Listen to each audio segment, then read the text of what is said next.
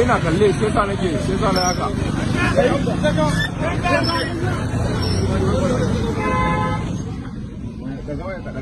daga mudallafin kuma kaga abin da ke faɗa ko kaga abin da ya kwace shi yasa tsari yana da amfani.